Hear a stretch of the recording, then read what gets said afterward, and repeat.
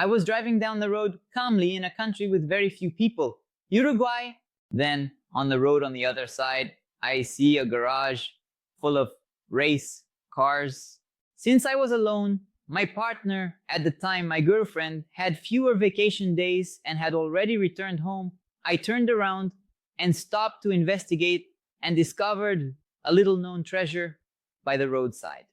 And you are on Small Great Stories. Every week here on Splash and Go, as you already know, a small story from Formula One or not, as long as it's quick, fun to tell, and cool to know.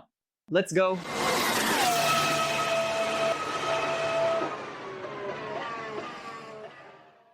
We always share here in this segment funny, curious, entertaining, and unusual feats of drivers, great idols, and so on. And I'm none of those things, but trust me, the story happened to me, and it's a good one. In 2018, my then girlfriend, now wife, and I were going to the south of Brazil. She wanted to visit Gramado, near Porto Alegre. Mountain town, romantic setting, all that kind of stuff. She had 1 week of vacation, and I had 2. Then during the planning phase, I didn't know what to do with that extra week, and had previously suggested that one day she could go with me on a road trip to Uruguay. That's when, and this is why I married this woman, she suggested to me, why don't you take that extra week to do the road trip to Uruguay that you've always wanted? I have to return, but you don't. Then, since we would already be in Gramado and we would return the car in Porto Alegre to fly to São Paulo, I thought from there I can then head towards Uruguay. The planning phase began. It's not that simple to rent a car to leave Brazil. The big rental companies, don't agree to this kind of thing. And it was necessary to find someone in Porto Alegre specialized in this type of tourism, who rented cars for you to leave Brazil for Argentina or Uruguay, which was my destination. I then planned the trip leaving Porto Alegre on a Sunday and entering Uruguay through Chuy. And on the other side, it's also called Chuy, just with a Y. Then going down through Cabo Polonio, where I spent the first night, and then La Paloma, Punta del Este, Montevideo, Colonia del Sacramento. And between these two cities lies the garage that is the subject of this story. Then going up after passing through a small town called San Javier, a Russian colony in Uruguay in Paysandú, and then I went through Tacuarembó and exited through Rivera on the other side in Brazil, Santana do Livramento.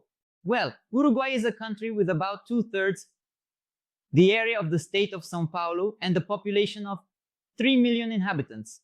To give you an idea, the state of São Paulo alone has 45 million, and Brazil has 220 million. All this to say that there are many hours alone on the road. Great for someone like me who enjoys driving, thinking about life, looking at the scenery, etc.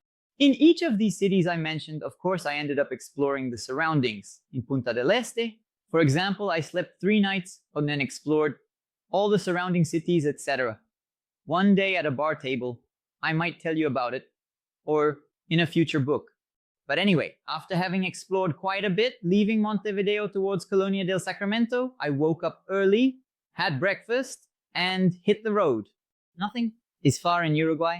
To give you an idea, from Montevideo to Rivera, which would be the Uruguayan equivalent of Oiapoque, to Chuy, it's a 6-hour trip. From here in São Paulo, where I live, to where my parents live, for example, it's a 6-hour trip if you catch a bit of traffic.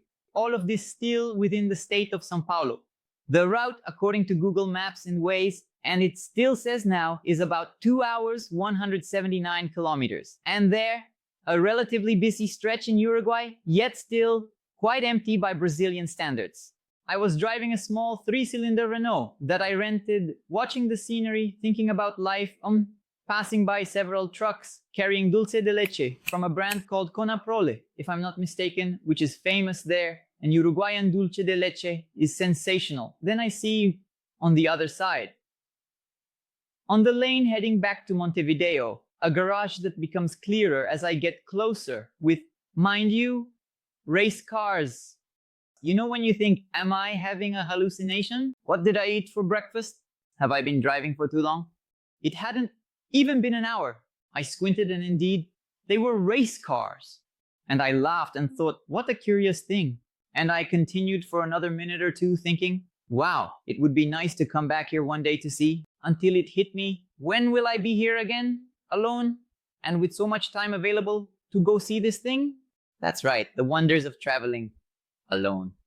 So I made a U-turn at the first opportunity and went to see up close what it was all about. 5 minutes later, I parked by the roadside. There was no one there, just two garages with cars and motorcycles and a lot of racing stuff. That day I only took photos and I'm sharing all of them, not many, here with you. Some were hanging on the walls, others on the ceiling, many of them with racing numbers, which clearly showed their purpose.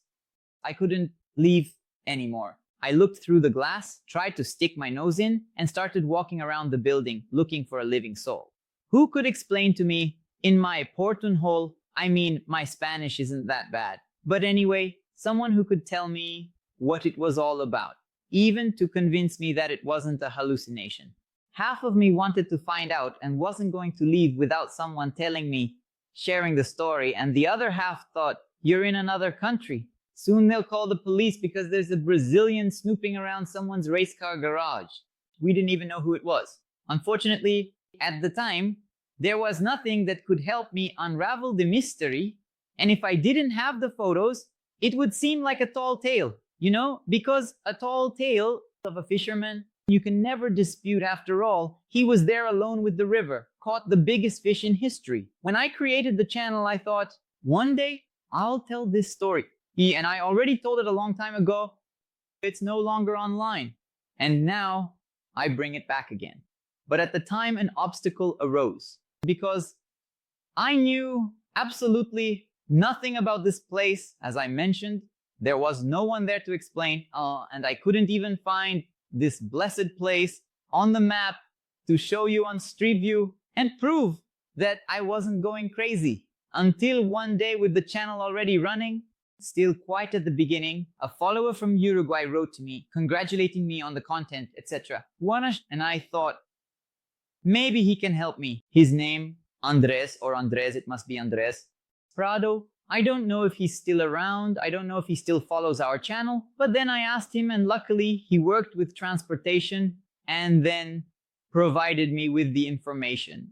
It's a collection of racing cars that belongs to someone deceased with the last name Rolando, owner of a transport company who liked cars, who had raced, and the family hadn't yet decided what to do with it, and in doubt, hadn't done anything yet. After I published the video for the first time, several people from the channel have already visited the place and sent photos, and it remains there with some of the cars still inside. And it's still a project of mine that I don't know when I'll be able to carry out, go to Uruguay, and create content. Invite the people from the company or the family who already responded to me on a first contact attempt to make this project feasible. But anyway, we couldn't get support, saying they could welcome me without any problem, etc. Who knows, one day we might be there telling a great story of someone enthusiastic about cars and racing like us who decided to collect them, and for that had a garage, a place that seemed at first glance like a mirage to me, by the roadside. This was then another small great story of Splash and Go. I hope you enjoyed it. Leave a like, it's free. It costs nothing, you know, it helps a lot. This channel, do me this favor, do us this favor, and don't forget to leave your hype with us as well. Likes, hypes, shares, and especially comments help the algorithm on my understand that you like the work, and then it delivers it to more people. If you've been there, comment here. If you have nothing to comment, tell us the city you're watching from. I always show this to our future and current sponsors to demonstrate that we are all over Brazil and sometimes even outside of it. To receive notifications of everything we do here, we have notification channels on Telegram, with Instagram and WhatsApp, where you can join and start receiving an automatic message as soon as I publish something. And we also have our social media here. The handles are being shown here: Instagram, Twitter, Threads, and TikTok, where there is content all the time. Thanks, and a big hug.